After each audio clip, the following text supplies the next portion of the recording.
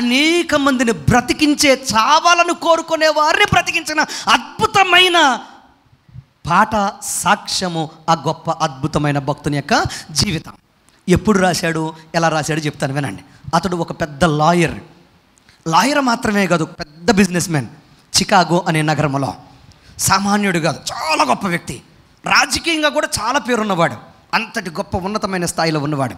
కానీ గొప్ప ఆస్తిపరుడే కానీ కన్న కొడుకు భయంకరమైన వ్యాధితో చచ్చిపోతాడు. చనిపోయినా కానీ దేవుని మీద ఎంత మాత్రం కూడా ఆయాసం పెంచుకోకుండా దేవుడే ఇచ్చాడు, దేవుడే తీసుకున్నాడని నమ్మకంగా బ్రతుకుతాడు. ఆ తర్వాత కొంతకాలానికి భయంకరమైన ఒక అగ్ని ప్రమాదం జరిగి తన యొక్క వ్యాపారం అంతా కాలిపోయి, ఆస్తులు కాలిపోయి రోడ్డున పడతాడు, అప్పులు పాలవుతాడు. అయినా కానీ నా దేవుడు నాకుంటాడు అని దేవుని కోసం నమ్మకంగా బ్రతికాడు.